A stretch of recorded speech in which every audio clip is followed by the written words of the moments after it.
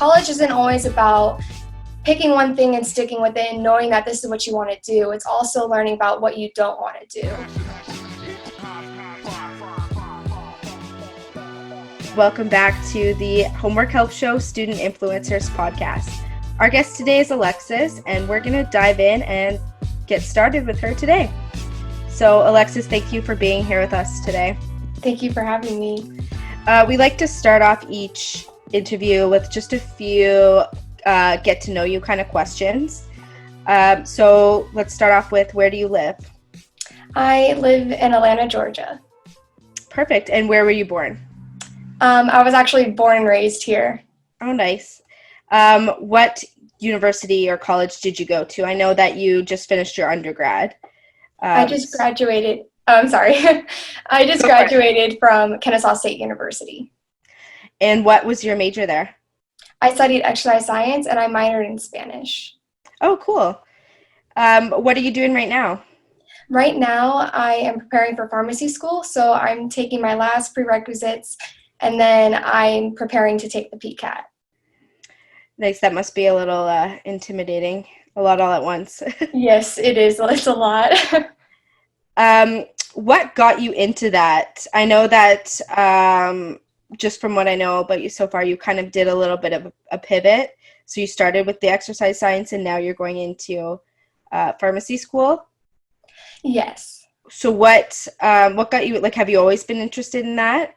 So when I was growing up, I knew that I always wanted to be in some part of the healthcare field for my love for people and caring for people, and also my love for science.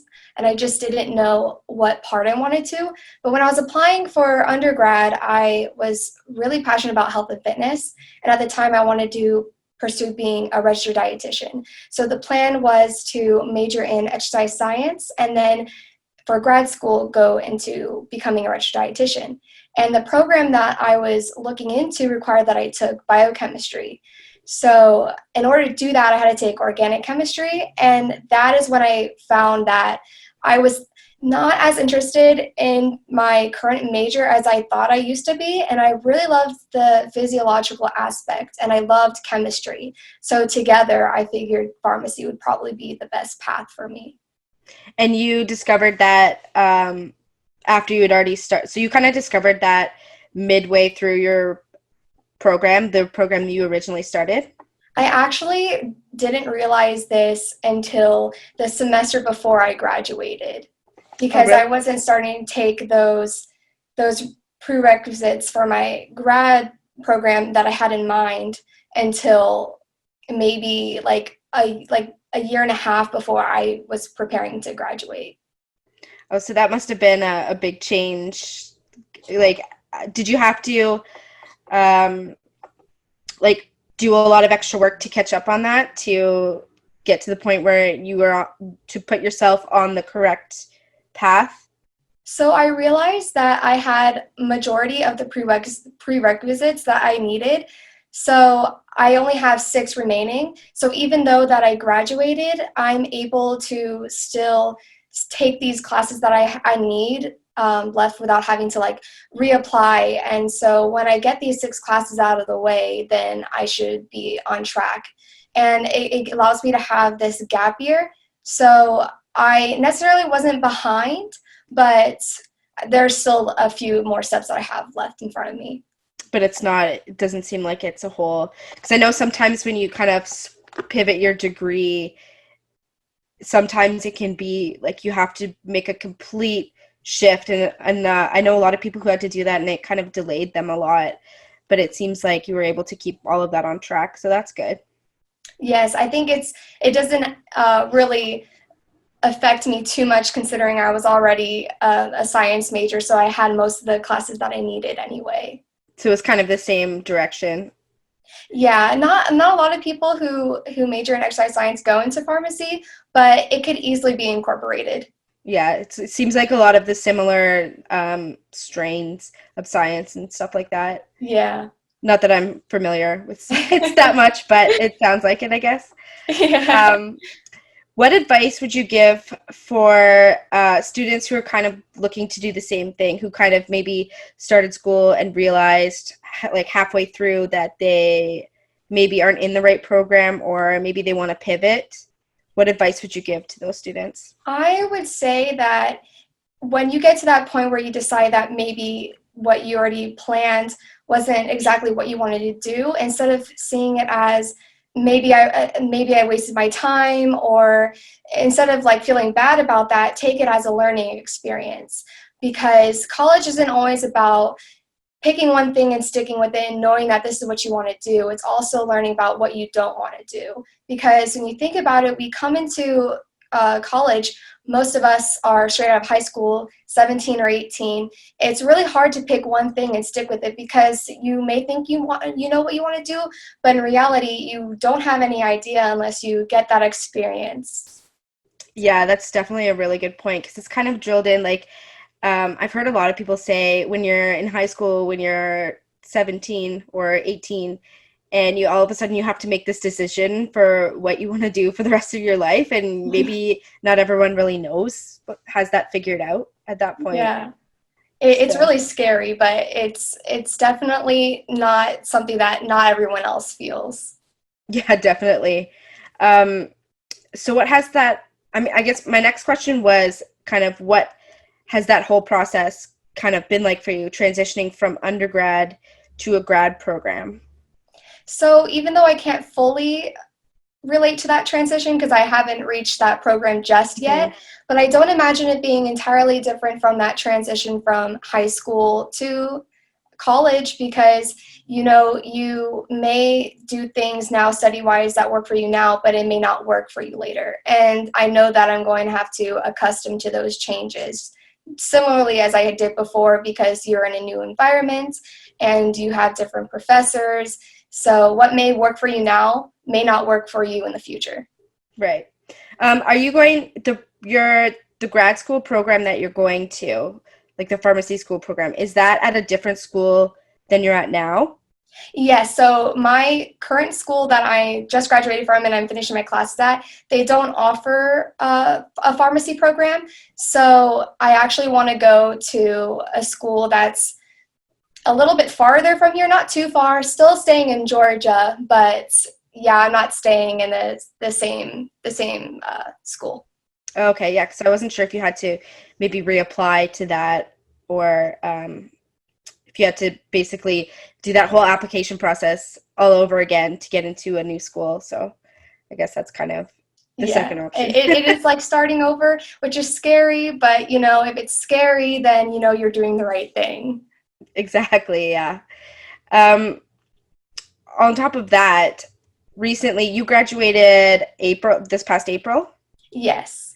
And that was my next question is a lot of students who have graduated this year are kind of going through this similar thing right now with the COVID-19 pandemic happening, and everyone kind of all of a sudden there were no graduations, or graduation wasn't what they pictured when they Mhm. originally started school. So what was that whole experience like for you graduating during a global pandemic?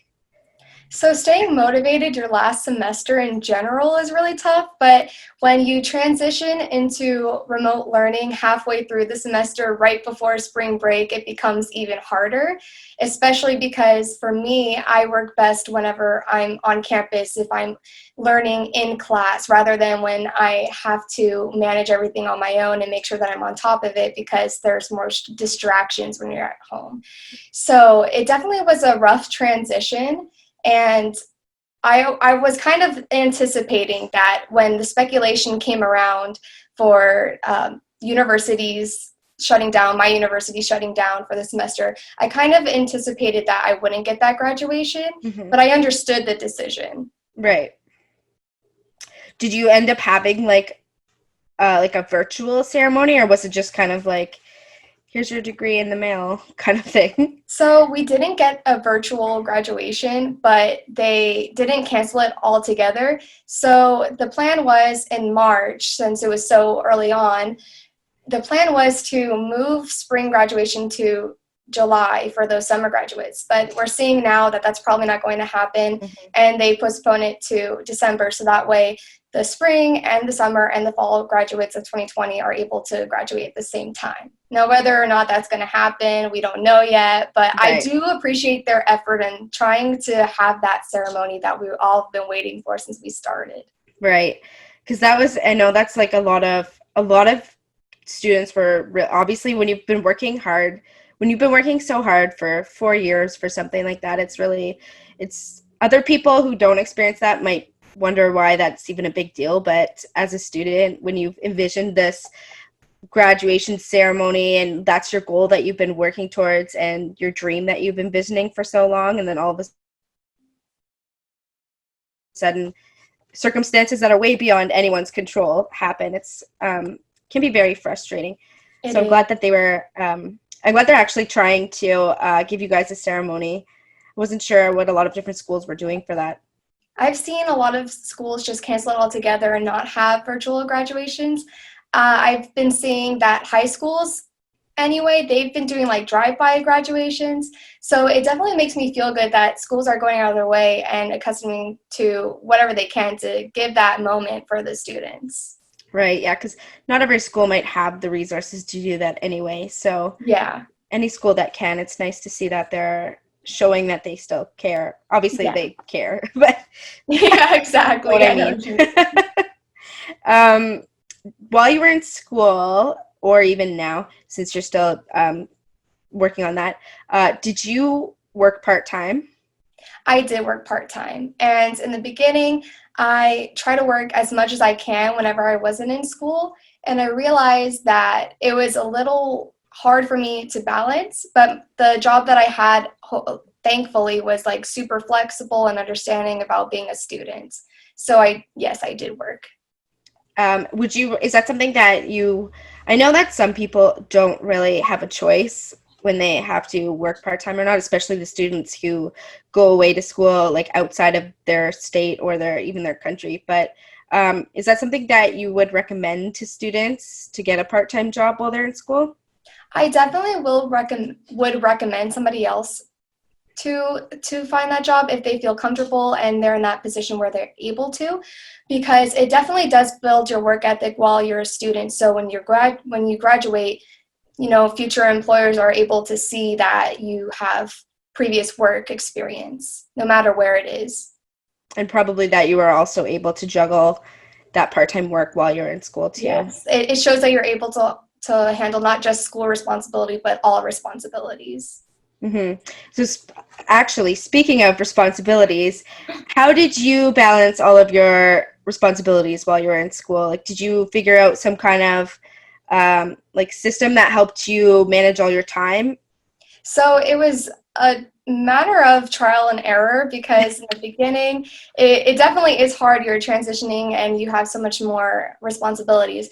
For me, it was deciding what means the most to me and prioritizing that. So number one was studies first, always. If I had a big exam coming up, if my friends wanted to go out to get some drinks or if they wanted to go get dinner, I would try to refrain from social events like that and focus my time on my studies because I knew that I had to give that time to myself. And the second priority that I had was attending the gym regularly because it's always been something that was very, very big for me in my life, going to the gym at least 4 to 5 times per week. So I always wanted to incorporate that because not only was it great for stress relieving, it was also shown by science that regular exercise does improve academic performance. So I tried to make that one of the top priorities. Yeah, I've seen those studies too, and it just helps your brain circulation and like getting all the juices flowing, kind of thing. Yes, yes. Um, that actually leads into the next thing I was going to ask you about was how did you kind of manage stress and prioritize self-care among all of your different responsibilities and working? But I guess exercising is probably a big part of that. Yes, exercising was one of the big ones because in the beginning I actually fell off of going to the gym as much because I felt like every second of that I wasn't doing something school related. I felt like I was not being productive. I felt like I wasn't being a good student, which is obviously not the case. So over time, I learned that I feel overwhelmed. Maybe I should go to the gym. Maybe I should go grab some coffee with friends.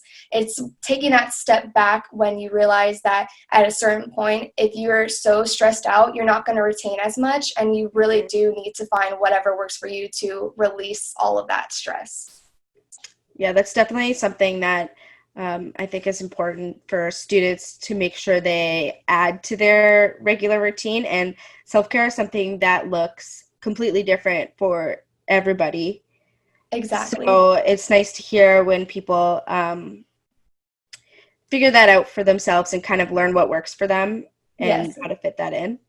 So um, looking back on your undergrad, what would you say was kind of the key to your success? Or was it that stress, self-care balance? I think the key to my success was accepting that transition, accepting that things are harder now, and that it's okay to ask for help. It's okay to go to tutoring sessions. And if it wasn't for, taking that leap and actually going to these tutoring sessions that my classes held for free, I probably wouldn't be in the position that I am, because when I decided to first start going to tutoring, I was taking my organic chemistry class my first semester.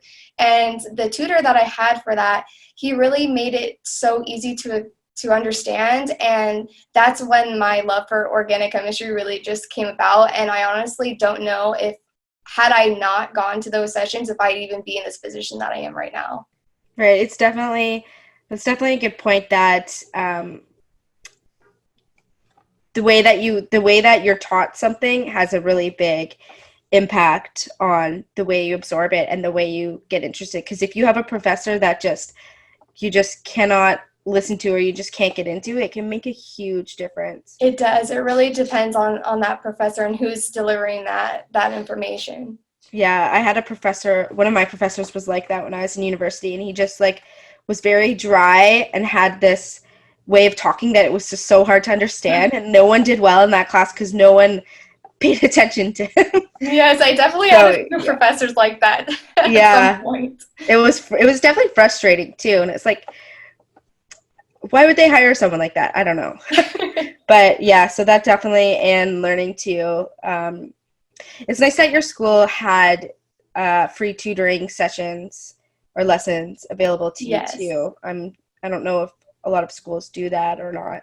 I know it's specifically for the notoriously hard classes. I can't speak for any classes outside of science, Hmm. but there were generally like your chemistry courses, your biology courses, anything that had like not high fail rates, but that were just harder for students. They generally had those tutoring sessions available for students who qualified for them. That's awesome, and that's good that you kind of just embraced it and took advantage of it because those resources are there for people to take advantage of and to Exactly. learn. And a lot of people, I think, are um, kind of afraid or hesitant to ask for help or to admit that they need that extra help. So I think just Yes. taking that step really is really shows a really good character. Like really, you're It does. dedicated to your growth. It really shows that you care about your grade that much too, because you may feel like if you're asking something and it sounds what you think sounds dumb, it really isn't. It's the whole point of you don't understand this and you're reaching out because you want to be the best that you can. Yeah, exactly. And always focusing on that bettering yourself and getting better grades because that's why you're there in the first Yes, place. exactly. So that's awesome. Um, so what was one of your favorite memories in school so far? So this memory that pops out to me the most is this one time I was studying with one of my friends in the library. We were working on our lab reports for our chemistry class, and her lab partner walks by and she invites him to sit down. And normally I'm really shy and it takes me a really long time to open up to somebody. But the second that he sat down, he started striking conversation and we were all laughing, we were all just talking, and it really felt like in that moment that I had known him for years. But in actuality, I didn't even know what his name was because he didn't introduce himself. And of course, I could mention the connections I built with my professors, or I could talk about research I had the opportunity of participating in. There's so many things that happened, but I think it's this memory that sticks out to me the most because that memory brought me to one of my most treasured friends to this day. And if it weren't for attending that same university, then I don't know if we would ever cross paths, because Right. our foundation of our friendship started in university, and from there we were lab partners, and we built a lot of memories during our undergraduate years together, and I think that was really nice. That's amazing. That's one of those moments that are definitely hard to find, Yeah. but always valuable, I guess. That's what the word I Yes, was looking I for. agree. But that's another thing too, is that with university, it kind of brings you out of that comfort zone. So you get to meet all these people who you never would have even said hi to Yeah, before. exactly. You're meeting new people all the time, and you're connecting with people you wouldn't even think that you would, and it's really nice. And something about him specifically was he really made me feel that it's okay, that school doesn't always have to be about studying 24/7. You can have fun, and he really showed me that, and I'm really thankful for that. Yeah, and I think that's too, like, university isn't just about studying. And I mean, obviously, you're there to get your Yes, degree, but it's there's, a it's a big factor, but I mean, it's it's more like, than just yeah. that. Yeah, like there are so many other things that there's so many other benefits to going to university, including that whole expanding your network, expanding your social circles, and just learning how to balance, learning how to be an adult. Yes, exactly. I agree. Some people don't know that when they start university. Yes, and it's a hard reality when you realize that, what you thought maybe is how it's going to go. Yeah.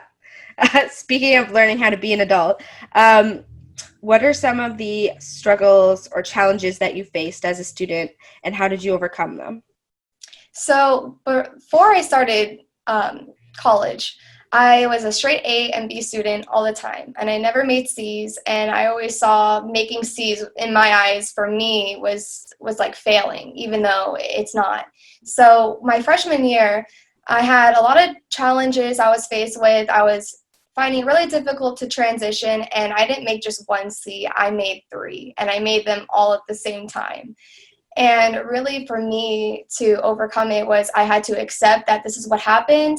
It's part of life. You're not going to be perfect all the time. You can't be hard on yourself all the time. So I took that and I evaluated how I can make that better. And that's when I also started to go to tutoring sessions. I started finding outside resources. I was connecting with more people that could help me out. And I really took it as a chance to just better myself. Yeah, that's definitely how you turn a negative into a positive. Yes. That's something that I know a lot of people I know that had that same thing. That everyone was so used to getting A's in high school, and then so they went to university and they thought that they were still gonna get A's, but they didn't. Like they weren't mentally, I guess, mentally prepared for the Yeah. difference in Because the work. it goes back to what worked for you in high school for studying. Like I used to study just the night before and I used to be fine. And I thought I could continue doing that in college. And being a science major and taking these classes, they're significantly harder than they were in high school. And it was a harsh reality that I had to suck up and basically just evaluate the situation and be at that understanding of this didn't work for me then. I mean, this may have worked for me then, but it doesn't work now. So how can I change it? Yeah, I went through kind of something similar to that too, where I was studying for everything the night before in high school, and I was like, I can't do this in university. This is not working. It is way too much information. And it's just like everything, all the essays are longer, and the tests are, even the way the tests are worded is harder, and everything is just harder. Definitely. And for me, towards the end of my major, it wasn't even like multiple choice anymore. Everything was free response, the whole entire test. So it's not something you could be like, oh, I recognize this, so this is the right answer. You really had to understand that concept, or else you just didn't do well. Yeah, it's just coming at this point. At that point, it's coming out of whatever's in your head. Yes, exactly. You just spew out everything that you could think of Yeah. around that subject. But I guess the better thing about that is that at least you know that you know what you're talking about instead of just like Yes. memorizing a Yes. Because certain thing. it may have been hard for me then, of it was stressful because I wanted to make sure that, I was fully prepared, and it gave me a bunch of stress and anxiety. But now I can look back on that and I'm thankful for it, because I know that most of my exams are probably going to be like that in the future. And I have to get used to not just knowing something, but being able to connect all the dots and be able to relate it back to what really matters. One of the best things I've kind of learned over the years is that it shows that you really, really know what you're talking about if you can explain that thing to someone who doesn't know anything about it. If you can actually like put it into words that someone else will understand, that's a good indicator of how well you understand that concept. Yes, and it's a great study tool to use. Mm-hmm. Yeah, it's called active recall, I think is the Yes. study technique. Um, so I know we kind of talked about some of the goals that you're working on right now. But what are some of your more long-term goals? I know we kind of did touch on that a little bit too, but So a great long-term goal in the sense of pharmacy is going to be graduating pharmacy school and making an impact in not just my field, but to empower other women that we can be scientists, we can be doctors. If that is through making impact through research, I want to be able to make some form of impact using the knowledge that I have now and implementing it with what I have yet to learn. I also have, for long-term goal-wise, I still have my fitness-related long-term goals, that the knowledge that I gained from undergrad, I want to implement that in being as the strongest person that I can be, and empowering women for that too, or not just women, but everybody. mm-hmm. And then short-term goals, I would say probably is just overcoming these hurdles, these obstacles to get to pharmacy school, to be able to apply and hopefully get accepted.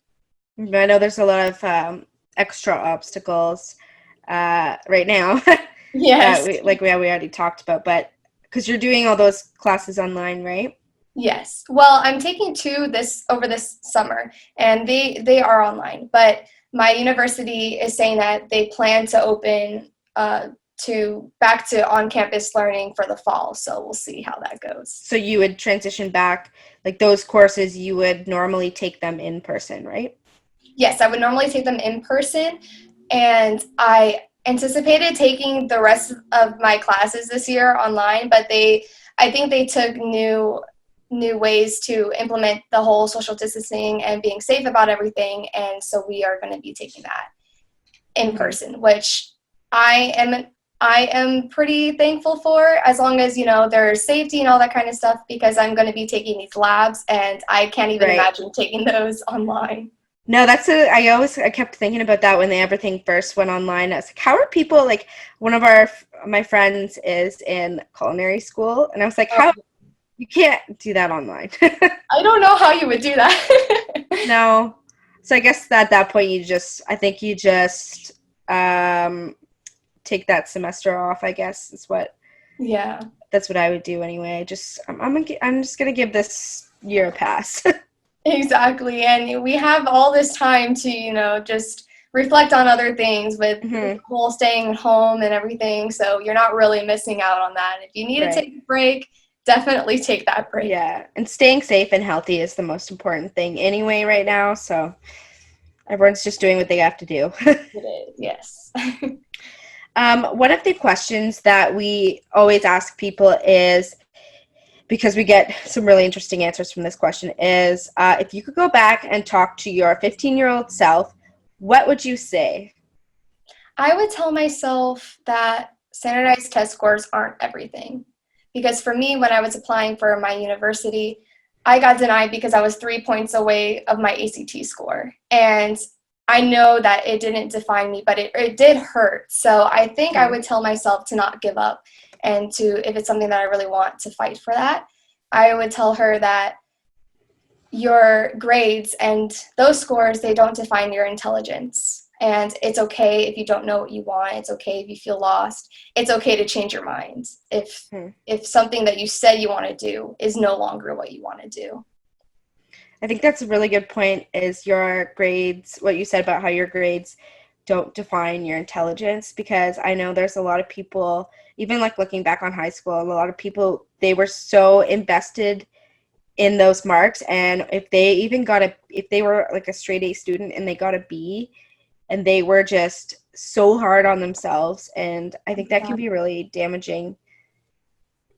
So It's really hard to when you're not used to making those grades and you have this high expectation of yourself and you don't meet it, you feel like you're failing yourself, but you're not. You're human. You're going to make mistakes, and a B is not the end of the world, just like those C's weren't the end of my world. And at the end of the day, I graduated with the GPA that I ended up wanting and that I started college with. So there's always time to make it up. Definitely. What advice would you give to any student who's starting school this year? I would definitely tell them to be patient with yourself, because we're starting this time, and it's very interesting with the whole pandemic and all of that. It's really easy to be hard on yourself if you don't feel like you're being protected all the time. But even outside of the pandemic, I would probably tell them something similar to what I would tell my younger self. And it's that, you don't have to be feeling like you constantly have to do something to be productive in order to feel like you are a good student. Because if you're not working on something school related every second of the day, it doesn't mean that you are setting yourself up for failure. You're human and you have a life outside of school, and you should definitely take college seriously, understand that it's going to be harder, accept the transition, but also have fun, because this is the time where you can, take new electives, you can try new things. It's a time to learn more about yourself and really enjoy yourself. Definitely. That's definitely some really important advice too. Like, it goes back to what we were talking about, how obviously the main reason you're in university is to get your degree, but it's not the only thing. And it is a time, like, once you graduate from university, you are thrown into the real world. So it's best to take advantage of everything you can do in university and learn new things and try out new things. And if you fail, when you try new things in university, and if you fail, it's a lot easier to come back from that than if you do them later on in life. Exactly. And this is the time where you're supposed to be learning from your mistakes. And so that way, when you go into the real world, you've already experienced all this and you're prepared. Right, exactly. Another thing we always ask is, do you have any favorite motivational quotes that you'd want to share? My favorite motivational quote is, if your dreams don't scare you, they aren't big enough. And this kind of goes back to something that I mentioned earlier, is that, when I was pursuing becoming a registered dietitian, I wasn't scared of that leap. I was scared that I was making the wrong decision, that I was going to go through something because I picked it and I had to stick with it. Then when I decided that I wanted to do pharmacy, I was a semester away from graduating, and I felt like it was too late. I felt like I was wasting my time, and it scared me because it was different. But because it scared me, I knew that I was doing the right thing. When you set something out for yourself and it scares you, you are acknowledging that your true potential. And if it doesn't scare you, you have to reevaluate the situation and ask yourself if you're sitting in the spot that you are because it's your safety net, or if you still have some room to aim higher. Yeah, I think that's so true. I think that, if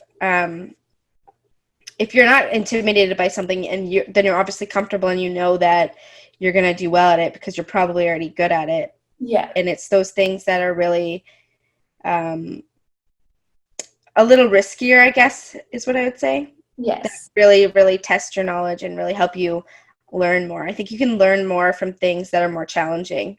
Yes, because if it's scary, then that means that it challenges you, which Mm-hmm. is never going to be a bad thing. If it challenges you, you're pushing yourself to be better, and you're pushing yourself because you know that you can do it. Exactly. One last final fun question is, what is your favorite social media platform and why? My favorite is a tie between Snapchat and Instagram.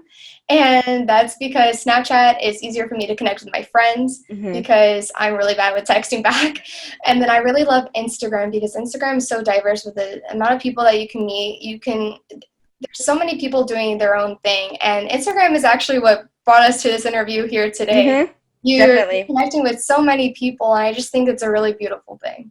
Yeah, we connect with a lot of people on Insta, like a lot of the people that we talk to on our podcast. We connect with them a lot through Instagram because it's just an easier way to meet people and interact with people. So Yes, I think it's a great way to meet new people all around the globe.